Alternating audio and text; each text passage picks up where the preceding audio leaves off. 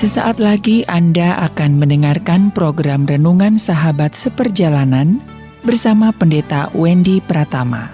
Selamat mendengarkan.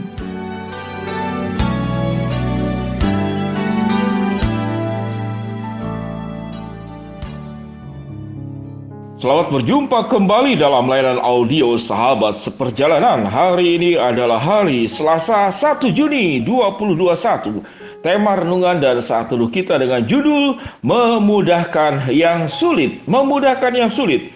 Firman Tuhan terambil dalam Matius pasal 23 ayat yang keempat. Di sini berbicara tentang ahli Taurat dan orang Farisi. Mereka mengikat beban-beban berat dan meletakkannya di atas bahu orang, tetapi mereka sendiri tidak mau menyentuhnya. Saya ulangi kembali. Mereka mengikat beban-beban berat dan meletakkannya di atas bahu orang, tetapi mereka sendiri tidak mau menyentuhnya. Mari kita berdoa. Bapa yang di dalam surga, Allah yang kami sembah di dalam nama Tuhan Yesus. Kehidupan yang sulit ini jangan kemudian ditambah sulit oleh diri kami sendiri. Kesulitan apa yang ada di luar tentu adalah bagian yang tidak bisa kita hindari. Namun ya Tuhan, tolonglah kami agar kami tidak membuat kesulitan bertambah sulit dan kemudian masalah semakin bermasalah. Di dalam nama Tuhan Yesus kami berdoa. Amin. Shalom sahabat seperjalanan yang dikasihi Tuhan. Memudahkan yang sulit. Semua kita tentu ingin kehidupan ini tidak mengalami kesulitan. Semua tentu kita ingin bahwa segala problem dan permasalahan yang terjadi itu cepat berlalu, atau seperti lagu, badai itu cepat berlalu dan badai itu pasti berlalu. Sahabat seperjalanan yang dikasihi Tuhan, kesulitan yang ditimbulkan oleh karena lingkungan, oleh karena pandemi COVID-19, oleh karena resesi ekonomi, oleh karena musibah, oleh karena bencana, adalah sesuatu yang tidak bisa kita hindari. Itu sesuatu yang di luar dari jangkauan dan kendali kita. Namun ada hal yang paling penting, bagaimana supaya kesulitan itu menjadi dipermudah. Jawabannya itu sederhana, yaitu janganlah engkau menjadi orang sulit, atau berhentilah jadi orang sulit. Di dalam Matius 23 ayat keempat dan bagian firman Tuhan di mana Yesus mengecam para ahli Taurat dan orang Farisi. Mereka adalah orang-orang sulit yang mempersulit kehidupan orang lain. Sehingga firman Tuhan berkata, mereka mengikat beban-beban berat dan meletakkannya di atas bahu orang, tetapi mereka sendiri tidak mau menyentuhnya. Jadi orang ini adalah troublemaker, pembuat kesulitan, pembuat masalah. Ahli Taurat dan orang Farisi itu terjadi di zaman Tuhan Yesus. Namun secara tidak sadar, kita pun menjadi ahli Taurat dan orang Farisi yang ada di dalam lingkungan kita sendiri. Kita menjadi ahli Taurat dan orang Farisi di dalam rumah tangga kita. Kita menjadi ahli Taurat dan orang Farisi di lingkungan kerja kita. Kita menjadi ahli Taurat dan orang Farisi di bawah, katakanlah, di mana orang-orang yang kita pimpin yang ada di bawahnya. Kita menjadi orang ahli Taurat dan orang Farisi yang tidak membawa kemudahan kepada orang lain, namun kesulitan. Apa ciri-ciri daripada orang-orang sulit? Ciri-ciri orang sulit itu adalah orangnya itu cari enak sendiri. Menaruh beban pada orang lain, dia tidak melakukannya dan tidak mau ada beban dalam dirinya.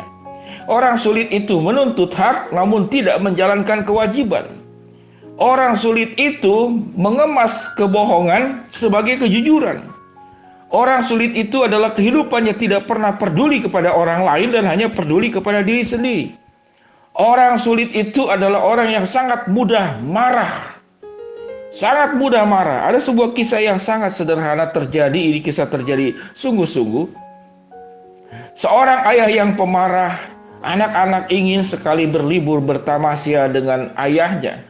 Lalu mereka berangkatlah satu mobil dengan mamahnya dan kedua anaknya. Anaknya bersuka cita, kemudian bersenda gurau, namanya juga anak.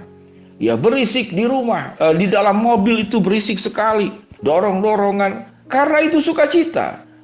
Kalau tidak sukacita tentu ekspresinya tidak demikian, selama tidak membahayakan. Jangan ada anggota tubuh yang keluar daripada jendela mobil, itu berbahaya.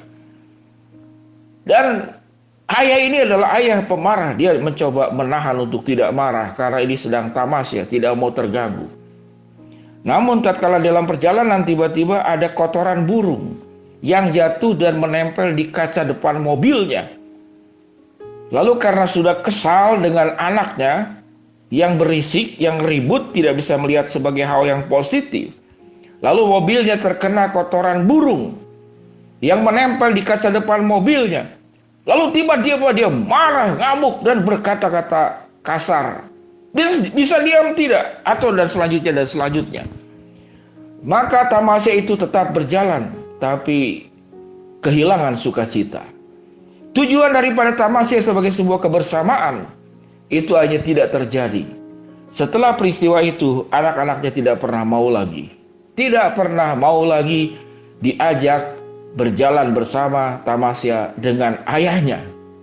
Karena peristiwa traumatik untuk hal kecil saja, ayahnya itu menjadi seorang pemarah. Sahabat seperjalanan yang dikasihi Tuhan, itu contoh yang sederhana. Bagaimana dengan pemabuk? Pemabuk itu dia ingin katakanlah menyelesaikan masalah dalam hidupnya. Supaya dia tidak diikat oleh masalah dalam hidupnya. Lalu dia mabuk. Maka mengalami sukacita karena efek daripada alkohol.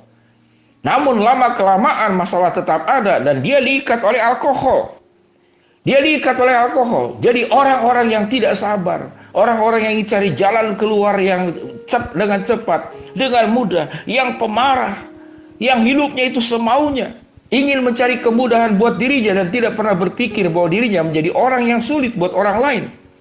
Sehingga sesungguhnya kesulitan yang harusnya dipermudah, kesulitannya itu menjadi diperparah. Jadi kesulitan yang harusnya dipermudah itu diperparah. Itulah yang terjadi pada ahli Taurat dan katakanlah orang Farisi. Mereka mengikat beban-beban berat dan meletakkan di atas bahu orang, tetapi mereka sendiri tidak mau menyentuhnya. Maka ada dua kata yang perlu kita perhatikan bersama dan garis bawahi. Jadilah permata, bukan menjadi orang yang dipandang sebelah mata. Saya ulangi kembali kalimat ini. Jadilah permata dan bukan jadi orang yang dipandang sebelah mata. Orang yang dipandang sebelah mata itu dianggap tidak ada. Buat apa melihat dia? Ya hanya tahu saja dia ada.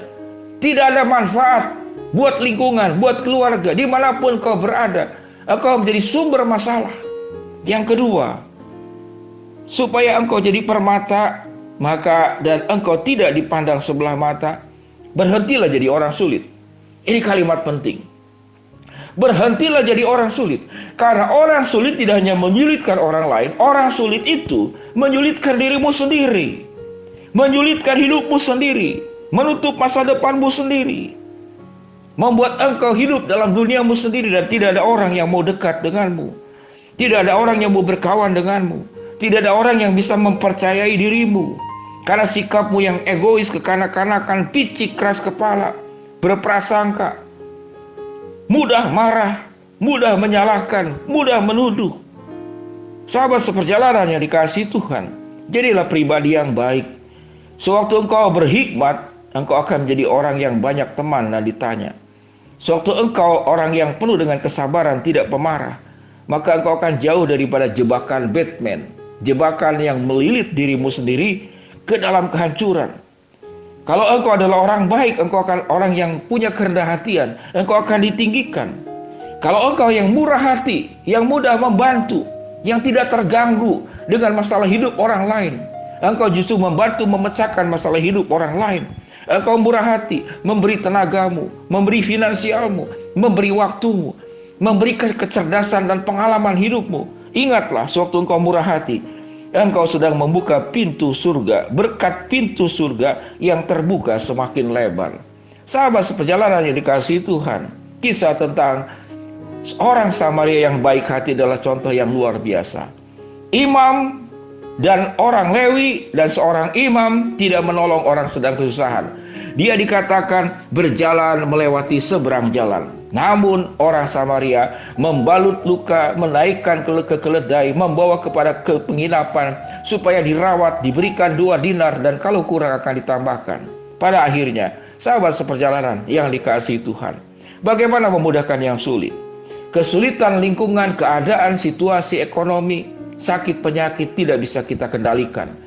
Tetapi engkau bisa mengendalikan dirimu sendiri. Agar kesulitan yang ada jangan bertambah sulit. Namun kesulitan yang ada itu dipermudah. Bagaimana caranya? Berhentilah jadi orang sulit. Jadilah permata supaya engkau tidak dipandang sebelah mata. Dan engkau menjadi pribadi yang memberkati orang lain, yang mengagungkan Tuhan, yang menyenangkan hati Tuhan di atas segala-galanya. Mari kita berdoa. Bapa yang di dalam surga, ya Tuhan, hamba-Mu berdoa untuk keluarga-keluarga yang dalam kesulitan luar biasa karena masalah karakter, karena orang-orang sulit. Bila ya Tuhan Engkau akan ubahkan orang-orang seperti demikian, kalau itu ada pada diri kami.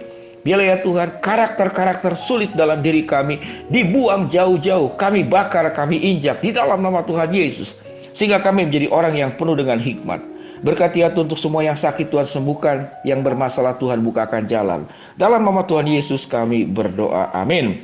Shalom sahabat seperjalanan yang dikasihi Tuhan, Tuhan memberkati kita semua. Berhentilah jadi orang sulit, jadilah permata supaya engkau tidak dipandang sebelah mata, amin.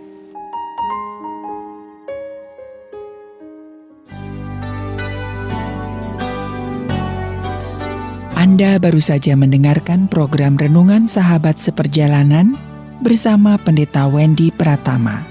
Terima kasih atas perhatian Anda.